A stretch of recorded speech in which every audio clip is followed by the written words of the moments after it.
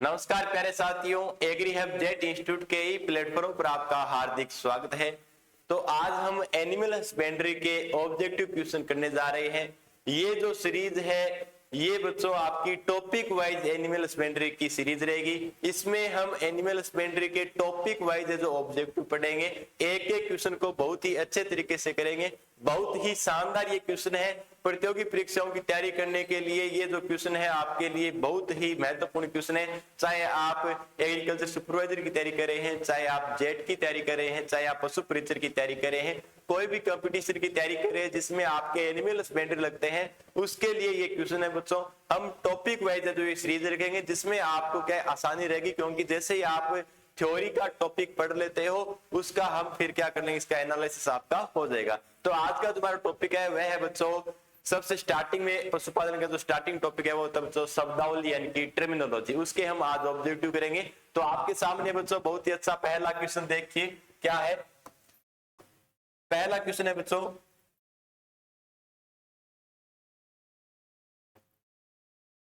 देखिए बहुत ही अच्छा सा प्यारा सा क्वेश्चन है। आप क्वेश्चन को पहले आराम से क्वेश्चन को पढ़ना है, उसके बाद क्वेश्चन के चारों ऑप्शन देखने हैं, उसके बाद हमें क्वेश्चन का आंसर देना है। कोई भी जल्दबाजी नहीं करनी है, इसमें आपकी तैयारी का भी मूल्यांकन होगा। देखो बच्चों पहला क्वेश्चन क्या है, मां से बछड़े को अलग रखकर पालना कहलाता है। क्योंकि ये भी आपने शब्दावली में पढ़ा है कि मां को बछड़े से जब अलग रखकर हम उसको पालते हैं, इसको हम क्या कहते हैं? क्या इसको विनिंग कहते हैं, क्या सकलिंग कहते हैं, क्या नकलिंग कहते हैं, या कोई नहीं? मां को बछड़े से अलग रखकर पालना क्या कहलाता है बच्चों? तो इसका राइट आंसर क्या है बच्चों? विनिंग होता है। क्या होता है? विनिंग होता है, यानी कि मां को बछड़े से अलग रखकर पालना।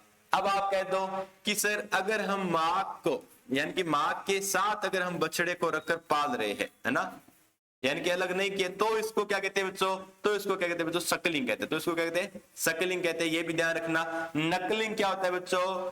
पशुओं में दुग्ध दोहन की एक विधि होती है। कौन सी विधि बच्चों? अंगूठा विधि। पशुओं में दुग्ध दोहन की विधि होती है कौन सी बच्चों? अंगूठा विधि। इसी को ही इंग्लिश में क्या कहते हैं बच्चों? नकलिंग कहते हैं। नकलिंग क्या होती है? पशुओं में दुग्ध दोहन की विधि होती है अंगूठा विधि, उसको इंग्लिश में क्या कहते हैं बच्चों? नकलिंग कहते हैं। तो ध्यान रखना, अगर आप को पूछ ले कि मां से बछड़े को अलग रखकर पालना क्या होता है बच्चों? विनिंग होता है। अगर आपको पूछ ले कि बछड़े को यानी कि बछड़े को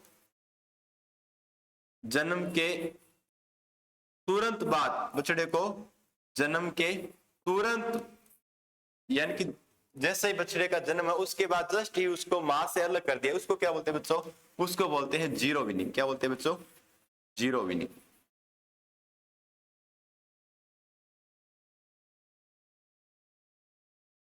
ये क्या होती है बच्चों? बछड़े पालने की वैज्ञानिक विधि होती है। क्या होती है बच्चों? वैज्ञानिक विधि। बड़े डेयरी फार्म होते हैं वहां पर ये अपनाई जाती है ताकि पशुओं से स्वस्थ दूध उत्पादन ले सके। ठीक है, नेक्स्ट क्वेश्चन आपके सामने है। देखिए नेक्स्ट जो क्वेश्चन है वो क्या है बच्चों? आराम से क्वेश्चन को पढ़ना है। नेक्स्ट क्वेश्चन है बच्चों, गर्भित भेड़ को अतिरिक्त आहार देना कहलाता है। गर्भित भेड़ को अतिरिक्त आहार देना क्या कहलाता है? शब्दावली पढ़ रहे हैं, इसको क्या कहते हैं? क्या इसको डॉकिंग कहते हैं, क्या इसको फल्सिंग कहते हैं, क्या इसको स्टीमिंग अप कहते हैं, या डीबिकिंग कहते हैं? क्या होता है बच्चों? जब भी भेड़ ब्याने से पूर्व है ना, क्या होता है? भेड़ के ब्याने से पूर्व हम लोग उसको अतिरिक्त आहार देना स्टार्ट कर देते हैं। उसमें हम चारा भी दे सकते हैं, दाना भी दे सकते हैं। ये जो हम देते हैं, अतिरिक्त आहार देते हैं, एक्स्ट्रा जो भोजन देते हैं, उसको क्या कहते हैं? तो भेड़ों को, जब इन भेड़ों को हम अतिरिक्त आहार दे रहे हैं तो उसको क्या कहते हैं बच्चों? उसको बोलते हैं फ्लिसिंग। क्या बोलते हैं? फ्लिसिंग बोलते हैं। फ्लिसिंग क्या होता है बच्चों? अगर मान लो कि भेड़ ब्याने वाली है, उनसे लगभग 3 से 4 सप्ताह पूर्व, 3 से 4 सप्ताह पूर्व, इसको हम क्या कह सकते हैं? 3 से 4 सप्ताह को एक माह भी कह सकते हैं, है ना। 3 से 4 सप्ताह पूर्व, भेड़ के ब्याने से 3 से 4 सप्ताह पूर्व क्या कहते हैं बच्चों? भेड़ को हम एक्स्ट्रा आहार देना स्टार्ट करते हैं। लगभग हम बात करें तो लगभग 250 से 300 ग्राम, 250 से 300 ग्राम है जो अतिरिक्त आहार देते हैं प्रतिदिन। तो इसी को क्या बोलते हैं बच्चों? फ्लूसिंग बोलते हैं। ये क्रिया किसमें? भेड़ में। अगर हम भेड़ को दे रहे हैं, अगर वही आप गाय भैंसों को दे रहे हो, अगर आप गाय भैंसों को अगर आप ब्याने से पूर्व यानी कि गर्भित अगर गाय भैंस उनको ब्याने से पूर्व अगर आप अतिरिक्त आहार दे रहे हो तो उसको क्या बोलते हैं बच्चों, स्टीमिंग अप बोलते हैं। क्या बोलते हैं, स्टीमिंग अप है। ये जो गाय भैंस में की ये 40 से 45 दिन बाद 40 से 45 दिन पूर्व ये स्टार्ट करते हैं, ठीक है। इसके बाद है बच्चों नेक्स्ट क्वेश्चन है आपके सामने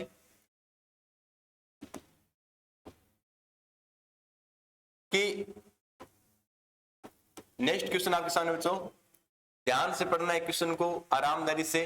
3 नंबर क्वेश्चन कौन सा है, पक्षियों में ऊपरी चोंच का कितना भाग हटाया जाता है। तीसरा क्वेश्चन क्या है बच्चों, पक्षियों का ऊपरी जो चोंच होता है उसका कितना भाग हटाया जाता है। अब हम ये भी बात करेंगे क्यों हटाया जाता है, किस पक्षी में ज्यादातर अपनाया जाता है।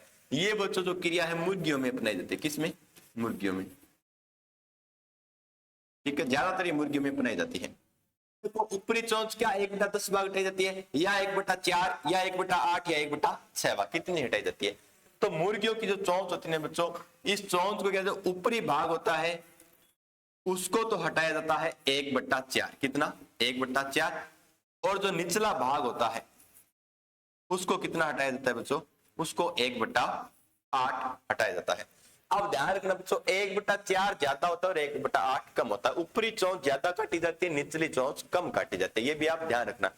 जैसे कि 1/2 क्या होता है, आधा होता है, ये ज्यादा होता है, फिर बाद 1/4 फिर 1/8 होता है। तो ये भी ध्यान रखना, ऊपरी चोंच ज्यादा काटी जाती है, निचली चोंच कम काटी जाती है। क्यों काटी जाती है, क्योंकि मुर्गियां जब क्या होती है बच्चों, कोई बर्तन से, यानी कि बर्तन है इसमें दाना है या पानी है, जब दानों को चुगती है ना, तो अब क्या करते हैं, इनकी अगर सामान अगर आगे चोंच होती है उसको आसानी से उठा नहीं पाती है, इसलिए क्या करते हैं, इनको दाना उठाने में आसानी हो इसलिए इनकी चोंच काटी जाती है। किनकी, मुर्गियों की। मुर्गियों की चोंच काटना, अब देखो बच्चों चोंच काटने को क्या कहते हैं, देखो बीक मतलब होती है चोंच, बीक मतलब क्या होती है, चोंच होती है, ठीक है। और डी मतलब होता है बच्चों हटाना, क्या होता है, हटाना, क्या होता है, हटाना। तो मुर्गियों की चोंच हटाने को क्या बोलते हैं बच्चों, डी बीकिंग बोलते हैं। क्या बोलते हैं, डी बीकिंग बोलते हैं। ये आप अपना वीडियो देख सकते हो, पहले की हमने क्लास में ये बताया है। डी मतलब हटाना, बीक मतलब चोंच। मुर्गियों की चोंच हटाने क्या होता है बच्चों, डी बीकिंग होता है। ऊपरी चोंच 1/4 भाग काटी जाती है, निचली चोंच 1/8 भाग। इसका राइट आंसर क्या, देखो कौन सी चोंच पूछी अपने को, ऊपरी चोंच पूछी है तो 1/10 तो है नहीं, कौन सी 1/4, कौन सी ऊपरी चोंच 1/4 भाग काटी जाती है। अब जो काटी जाती है इस प्रकार का यंत्र होता है, जो काटने के लिए यंत्र काम में लिया जाता है, ये होता है बच्चों डी बीकर। कौन सा होता है बच्चों, डी बीकर। आपको पूछ रहे कौन सी यंत्र द्वारा काटी जाती है, तो डी बीकर। इसमें क्या होती है बच्चों, एक गरम छड़ होती है, इसको गर्म किया जाता है और इसके बीच में चोंच डाली जाती है और इसको फिर काटा जाता है, ठीक है। तो मुर्गियों की ऊपरी चोंच कितनी काटी जाती है बच्चों, ऊपरी चोंच आपको ध्यान रखना है 1/4, और निचली चोंच कितनी काटी जाती है, 1/8 भाग काटी जाती है। और मुर्गियों की चोंच काटना क्या कहलाता है बच्चों, डी बीकिंग कहलाता है, ठीक है। अब हम आगे बढ़ते हैं, चौथा क्वेश्चन। 4 नंबर क्वेश्चन आपके सामने। 4 नंबर क्वेश्चन क्या है बच्चों, स्वस्थ पशुओं से दुधारू पशु को, स्वस्थ पशुओं से दुधारू पशु को चुन कर अलग करना, ठीक है, क्या कहलाता है। स्वस्थ पशु है उनमें से जो दुधारू पशु है उनको चुनकर अगर आपने अलग किया, इस क्रिया को क्या कहते हैं। हम क्या पढ़ रहे थे, तो शब्दावली पढ़ रहे थे, इसको क्या कहते हैं, इस क्रिया को क्या डॉकिंग कहते हैं, क्या चयन कहते हैं, कलिंग कहते हैं, या डबिंग कहते हैं। अब देखो बच्चों, अब ध्यान रखना, आपको क्या पूछा है कि स्वस्थ पशुओं से, भाई आपके पास स्वस्थ पशु है उनमें से आपने कोई दुधारू पशु, मान लो कि कोई भी क्या होता है पशुओं का झुंड है, ठीक है, जिस आपके सामने झुंड है, इन अगर आपका पर्पज मान लो कि आपका डेयरी खोलने का पर्पज है, तो आप इनमें से क्या करोगे, अच्छी अच्छी दुधारू नस्लें के दूध देने वाली नस्लों को अलग करोगे। अब क्या करोगे आप, जो ज्यादा दूध देगी उन्हीं को तो अलग करोगे। तो अपनी इच्छा के अनुसार समूह में से अच्छे गुण वाली, अच्छे उत्पादन वाले पशुओं को अलग करना क्या होता है बच्चों, चयन होता है। क्या होता है, चयन। इसका राइट आंसर क्या हो जाएगा बच्चों, चयन। चयन या इसको क्या बोलते हैं बच्चों, सिलेक्शन। चयन या सिलेक्शन, आपको इस प्रकार से भी लिख कर दे सकता है, चयन या इंग्लिश में क्या कहते हैं, सिलेक्शन। अब सिलेक्शन क्या होता है बच्चों, भाई आप कोई भर्ती की, मान लो कि भर्ती में आपके 500 पोस्ट आई है, ठीक है, एग्जाम देने लाख बच्चे बैठेंगे, उनमें से छांटेंगे कितने, 500। तो अब जो अच्छे थे, बढ़िया, जो उनके नंबर आ रहे थे उनको तो अलग किया है, तो वही क्या होता है, चयन या सिलेक्शन होता है। तो कोई भी झुंड है उसमें से अपने इच्छा अनुसार बढ़िया बढ़िया क्वालिटी के पशुओं को अलग करना। अब देखो इसमें बीमार पशुओं को अलग नहीं करना, अगर आप बीमार पशुओं को अलग कर रहे तो होता कलिंग। स्वस्थ पशुओं को, अच्छे उत्पादन वाले पशुओं को अलग करना क्या होता है, चयन या सिलेक्शन कहलाता है, ठीक है। डॉकिंग क्या होता है बच्चों? डॉकिंग होता है बच्चों पूंछ काटना। क्या होता है? डॉकिंग का मतलब होता है बच्चों पूंछ काटना। क्या होता है? पूंछ काटना। डॉकिंग का मतलब क्या होता है? पूंछ काटना। ये बहुत इंपॉर्टेंट टर्मिनोलॉजी है, वेरी वेरी इंपॉर्टेंट है। ये जो क्रिया किस में की जाती है बच्चों? ज्यादातर ये भेड़ में की जाती है। किस में? भेड़ में। तो भेड़ की पूंछ काटना क्या होता है बच्चों? डॉकिंग होता है। अब आपको कि सर भेड़ में पूंछ क्यों काटी जाती है? तो देखो बच्चों, भेड़ को क्या कहा जाता है बच्चों? भेड़ को कहा जाता है परजीवियों का म्यूजियम। क्या कहा जाता है? भेड़ को कहा जाता है परजीवियों का म्यूजियम।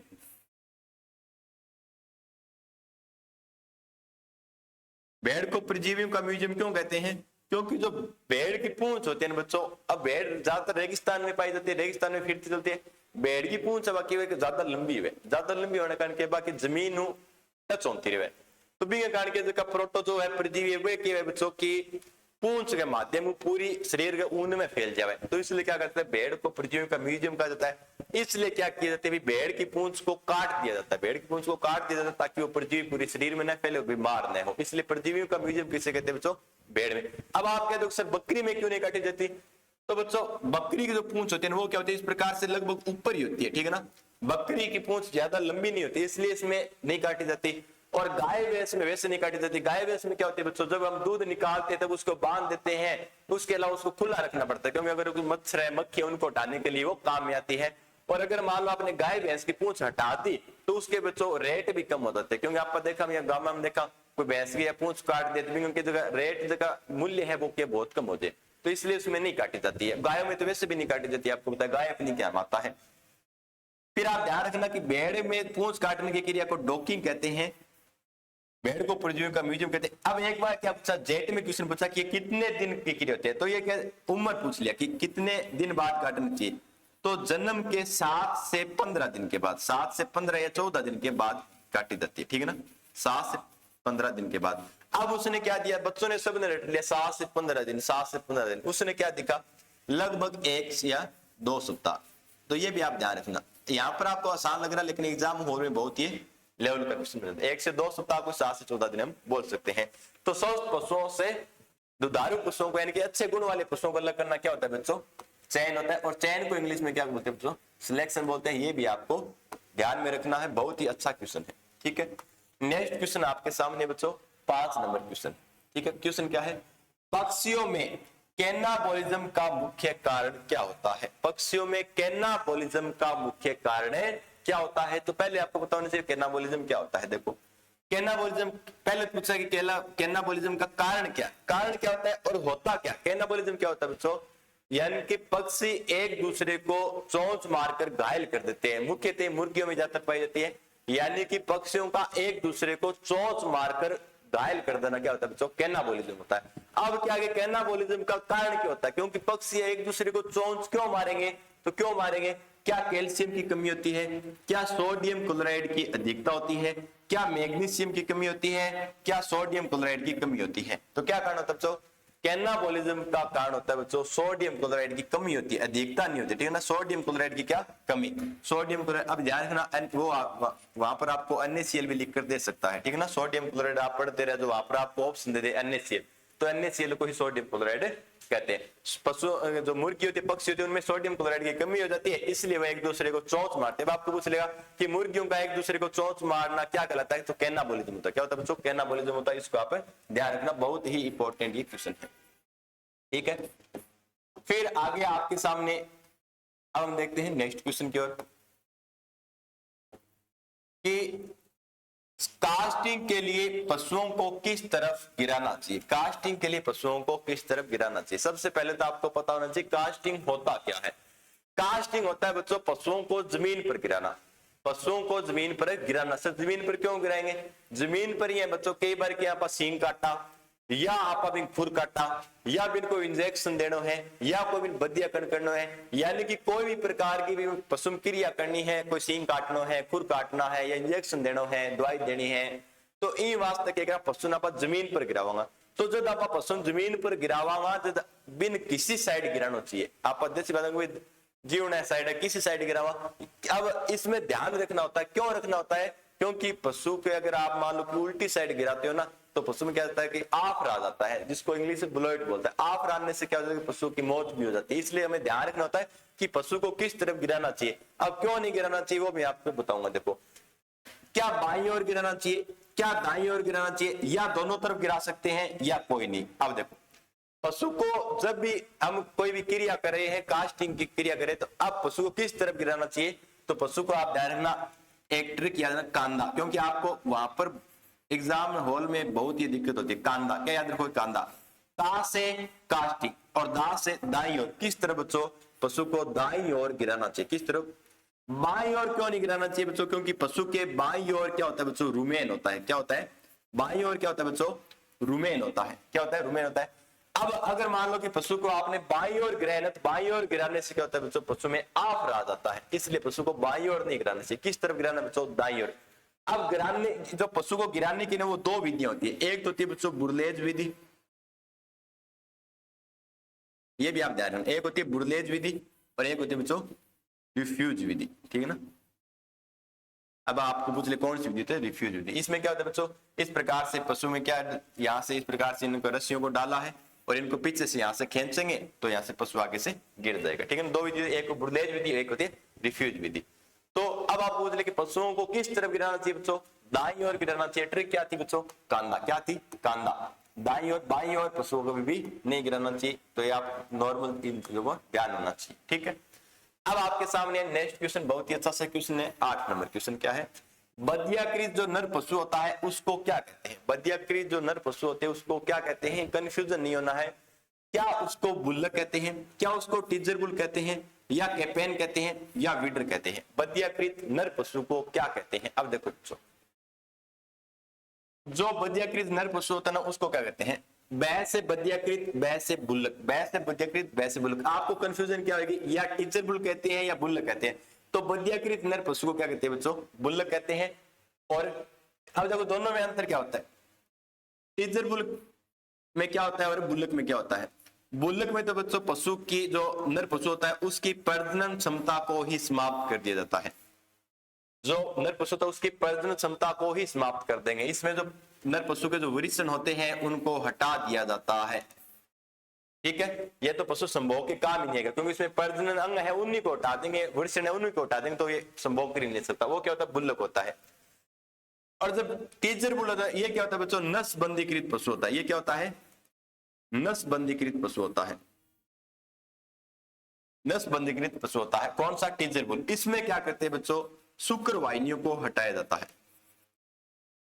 इनमें क्या किया जाता है, शुक्र वाहिनियों को, जो शुक्राणु वाहिनी होता है उनको हटाया जाता है। इनमें क्या करते हैं, अब देखो इनमें नसबंदीकृत कर दी, शुक्र वाहिनियों को हटा दिया। अब क्या करेगा, यानी कि टीचर बुल है, इनसे सीमेन निकलेगा तो उसमें तो शुक्राणु की मात्रा होगी नहीं। जब शुक्राणु की मात्रा होगी नहीं तो पशु गर्भित नहीं होगा। तो टीचर बुल का काम क्या, अब आपको पूछेगा कि टीचर बुल क्या काम आता है। तो बच्चों मादा पशुओं, जो मादा पशु होते हैं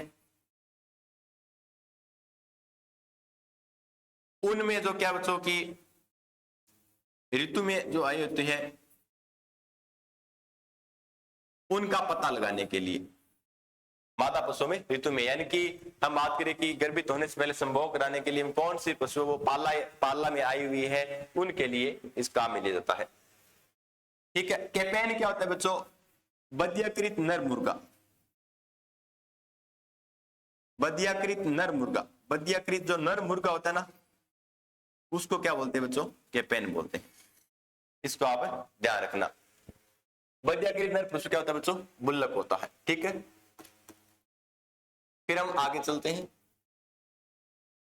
9 नंबर क्वेश्चन है। क्वेश्चन को बहुत ही अच्छे तरीके से देखना है, जल्दबाजी नहीं करना है। 8 क्वेश्चन हम कर चुके हैं। 9वां क्वेश्चन क्या है बच्चों, भैंस होती है, जो भैंस उसका पानी या कीचड़ में जो लेटने की क्रिया होती है उसको क्या कहते हैं। आपने देखा आप गाँव में जोड़ा में तालाब में बटर भैंसा लेके जाओ, भैंस लिट्टा है फिर बाहर निकले। तो अब क्या कि भैंस या भैंस का पानी या कीचड़ में जो लेटने की क्रिया होती है उसको क्या बोलते हैं। क्या उसको बेलोइंग बोलते हैं, क्या ब्रूसिंग बोलते हैं, क्या ग्रेजिंग बोलते हैं, या वेलोइंग बोलते हैं। तो ध्यान रखना बच्चों, भैंस का पानी या कीचड़ में लेटने की क्रिया क्या होती है बच्चों, वेलोइंग होती है। क्या होती है बच्चों, वेलोइंग। ध्यान रखना, वेलोइंग, बेलोइंग नहीं है, बे नहीं है, वेलोइंग। क्या होती है बच्चों, वेलोइंग होती है। बेलोइंग, ठीक है। अब देखो आप याद, बेलोइंग क्या होता है बच्चों, भैंस की जो आवाज होती है बोलना, भैंस से बोलना, भैंस से बेलोइंग, उसको क्या बोलते हैं बच्चों, बेलोइंग बोलते हैं, ठीक है ना। वो बोलना या आवाज होती है उसको क्या बोलते हैं बच्चों, बेलोइंग बोलते हैं, ठीक है। वेलोइंग क्या होती है, पशु जो भैंस उसमें पानी या कीचड़ में लेटने के लिए। अब वेलोइंग क्यों करते हैं, पशु के शरीर का तापमान नियंत्रण करने के लिए।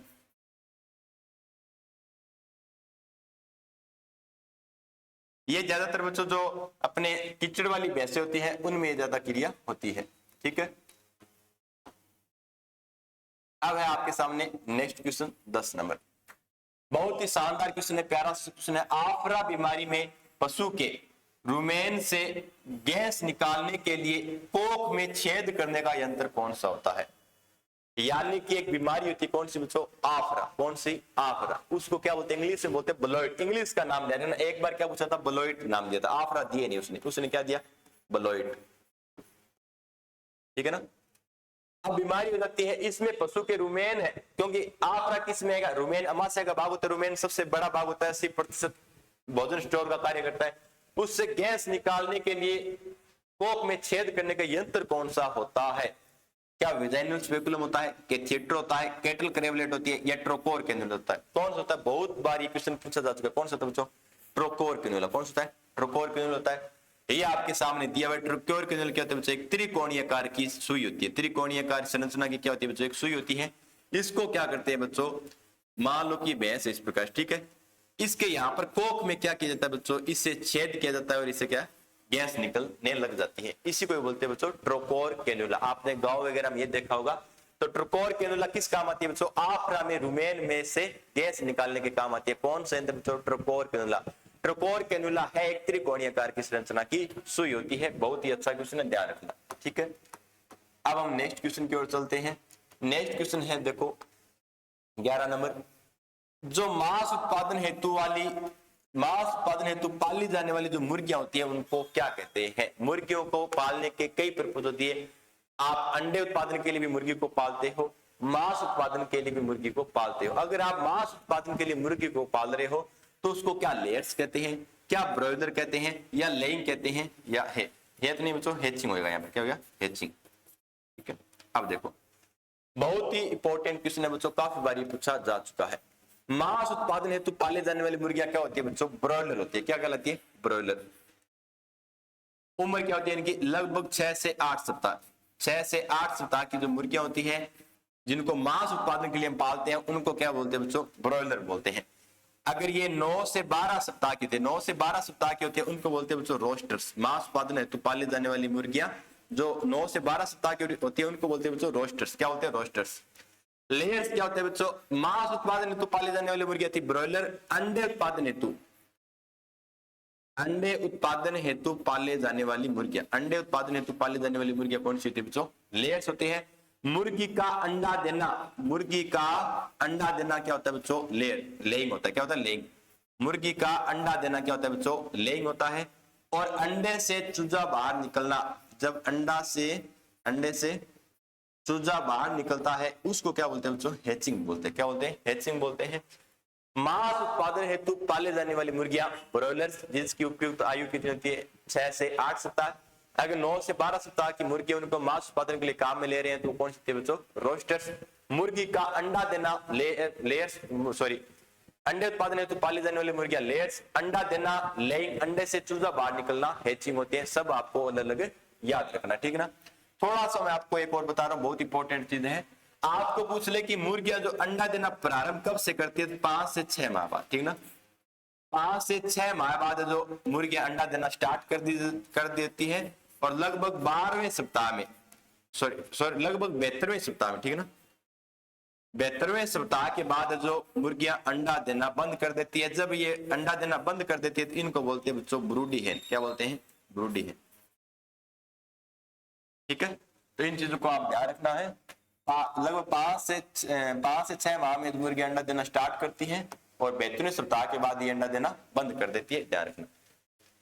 नेक्स्ट क्वेश्चन है 13 नंबर, पशुओं की त्वचा पर ब्रुश से स्पाई करना। कि पशुओं की जो त्वचा होती है उस पर ब्रुश से जो स्पाई करते हैं, आपने देखा होगा बड़े डेयरी फार्मों में एक बड़ा सा ब्रुश लगा होता है ना, बड़ा सा बुर्श लगा होता है, उसके पास पशु जाते हैं, फिर अपनी त्वचा को उससे खुजली करते हैं, फिर आ जाते हैं। तो इस क्रिया को क्या कहते हैं? इस क्रिया को क्या कहते हैं? क्या ग्रेजिंग कहते हैं, ग्रूमिंग कहते हैं, बेलोइंग कहते हैं या डमंड पेल कहते हैं? तो क्या कहते हैं बच्चों? इसको बोलते हैं बच्चों ग्रूमिंग। क्या बोलते हैं? ग्रूमिंग। और हिंदी में बोलते हैं इसको बच्चों खुरहरा। क्या बोलते हैं? खुरहरा। आप इसमें फोटो में देख सकते हो, ये गाय है, कौन सी होलिस्टिक फ्रीजन है, ये बड़ा सा पुरुष है, इसके पास आई अपने शीर्ष को है ना कर रही है ना, तब इसमें क्या होता है कि इसको क्या बोलते हैं? ग्रूमिंग बोलते हैं। अब ध्यान रखना, ये जो ग्रूमिंग है ये दुग्ध दोहन से कितने समय पहले करनी चाहिए? दुग्ध दोहन से लगभग 1.5 घंटे पहले ये जो ग्रूमिंग करनी चाहिए, ठीक है। अब ये क्यों की जाती है? एक तो क्या है, स्पाइर है, ऊपर मान लो कोई मच्छर है या कोई प्रोटोजोआ, कोई बीमारी है, कोई बैक्टीरिया, तो उनकी स्पाइर है। और क्या बच्चों? रक्त का संचार अच्छा हो, रक्त का संचार अच्छा हो, इसलिए क्या ज्यादातर ये की जाती है, ठीक है ना, ग्रूमिंग या खुरहरा। ग्रेजिंग क्या होती है बच्चों? ग्रेजिंग ध्यान रखना, ग्रेजिंग क्या होती है? चारा खाने की आदत, गाय भैंस की चारा खाने की आदत, चारा खाने की आदत गाय भैंस में क्या बच्चों? ग्रेजिंग होता है, इसको आप ध्यान रखना। डमंड पेल क्या होती है बच्चों? दूधशाला में काम में ली जाने वाली जो बाल्टी होती है, ठीक ना, जबकि अपन केवल कहानी स्टील और बाल्टी, उसी को बोलते हैं डमंड पेल बोलते हैं, ठीक है। नेक्स्ट क्वेश्चन है आपके सामने 14 नंबर कि सर्वप्रथम मनुष्य द्वारा पशु पालने का, सर्वप्रथम मनुष्य द्वारा पशु पालने का जो प्रथम उद्देश्य था वो क्या था? अब देखो, ऐसा तो है नहीं कि मानव ने जब भी पशुओं को पाला तो उनसे सिर्फ और सिर्फ दूध निकाला, ऊन निकालने लगे या पक्षियों से अंडा लेने लगे, ऐसा तो है नहीं। अगर मनुष्य ने सबसे पहले कोई भी पशु को पाला था तो उसका मुख्य उद्देश्य क्या था? क्या सबसे पहले उसका उद्देश्य यही था कि पशु को हम खेत में काम में लेंगे या गाय भैंस है बहु जागे दूध निकाल से फिर पियांगा, ऐसा तो नहीं था ना। तो सबसे पहले इसका जो मुख्य पर्पस था वो क्या था? क्या खेती के लिए था, क्या व्यवसाय के लिए था, या भोजन प्राप्ति के लिए, या कोई नहीं? तो सबसे पहले जब मनुष्य ने पशुओं को पालना प्रारंभ किया था ना बच्चों, उसका जो मुख्य उद्देश्य था वो था बच्चों भोजन प्राप्ति। क्या था बच्चों? भोजन प्राप्ति। इसको आप ध्यान रखना, सर्वप्रथम जब मनुष्य ने पशुओं को पालना स्टार्ट किया था उसका जो मुख्य उद्देश्य था वह था बच्चों भोजन की प्राप्ति, ठीक है। फिर हम चलते हैं नेक्स्ट क्वेश्चन की ओर। अंतिम क्वेश्चन है शब्दावली का, बहुत ही शानदार क्वेश्चन है, देखना क्या है कि पशुपालन की जो उत्पत्ति हुई थी वो कब हुई थी? पशुपालन की उत्पत्ति कब हुई थी ये भी आप ध्यान रखना। क्या 4000 ईसा पूर्व, क्या 6000 ईसा पूर्व, क्या 8000 ईसा पूर्व या 10,000 ईसा पूर्व? तो बच्चों आप मेरे को बताओ, ये क्वेश्चन आप मेरे को कमेंट करके बताओगे। इसका आंसर जब हम नेक्स्ट वीडियो में आएंगे आपके टॉपिक वाइज उसमें हम चर्चा करेंगे इस क्वेश्चन के बारे में। आप मेरे को कमेंट करके बताइए कि पशुपालन की उत्पत्ति कब हुई थी? 4000 ईसा पूर्व, 6000 ईसा पूर्व, 8000 ईसा पूर्व या 10,000 ईसा पूर्व? तो ये थे हमारे आज के बच्चों पशुपालन के शब्दावली के अति महत्वपूर्ण जो क्वेश्चन थे। आगे हम इसी प्रकार से टॉपिक वाइज है जो क्वेश्चन हल करेंगे। धन्यवाद दोस्तों।